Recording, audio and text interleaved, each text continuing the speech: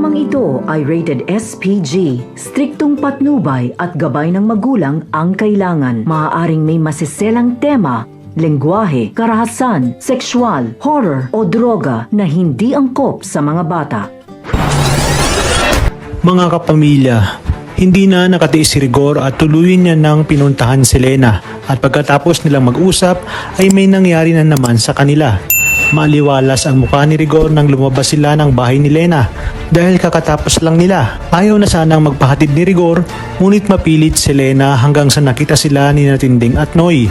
Kinumpronta ni Tinding si Rigor dahil lantara na ang pagtataksil nito kay Marites. Nagpalusot si Rigor, nalalagyan lang ni Tinding ng mali siya ang kanilang pagkakaibigan ni Lena. Ngunit iginit ni Tinding na malalaman ni Marites ang kababuyang ginawa ni Rigor. Puring-puri naman si David ni Don Julio at Ramon dahil napagtagumpayan nga nito ang kanyang unang pakikipag-deal sa mga kliyente. Sinabi ni Ramon kay David na pinatunayan nitong kaya niya ng magpatakbo ng negosyo at mas pinaiiral nito ang kanyang utak laban sa mga emosyon na nararamdaman ni David. Dagdag pa ni Ramon na panahon na umano para ipakilala si David sa lahat ng kanilang mga kasosyo sa negosyo at probal niya itong ipapakilala bilang kanyang tagapagmana. Sisiguraduhin niyang sa pagkakataong ito ay wala na umanong magiging aberya. Ipinatawag naman ni Ramon at Don Julio si Olga upang tawagan ang lahat ng kanilang kaibigan at kasosyo sa negosyo para ipakilala si David sa mga ito. Maririnig naman ni Olga na nakauwi na si Marsing at Nita sa Quiapo. Kaya naman tinanong nito si Ramon kung bakit pinasusundan pa rin ni Ramon ang mga magulang ni Monique. Ngunit mas lalong ikinagulat ni David at Olga nang sabihin ni Ramon kay Severino na kilalanin umano nito kung sino ang kalaguyo ni Mokang dahil sigurado siyang taga Quiapo lang ito. Kaya naman inutos ni Olga kay David na bumalik ng Quiapo upang lahat ng impormasyong makukuha ni Severino ay hindi makakarating kay Ramon. Dagdag pa ni Olga na pairali ni David ang kanyang diskarte at huwag puro yabang.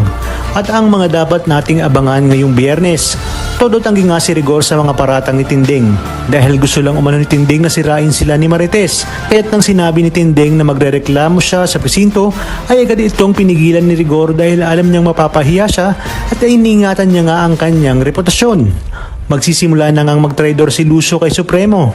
Magagawa niyang makipagsabuata ang kinamulong upang matukoy ang lunggani na Amanda at Primo.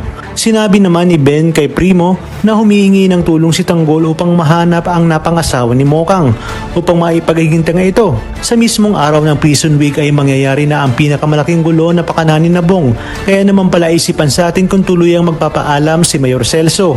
Malaking bakbakan ang mangyayari kaya pakaabangan natin yan sa mga susunod na episode.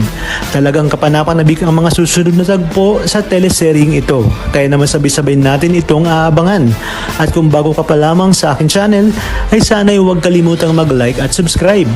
Pindutin ang notification bell para updated kayo palagi. Maraming salamat sa inyong panonood at hanggang sa muli, kapamilya.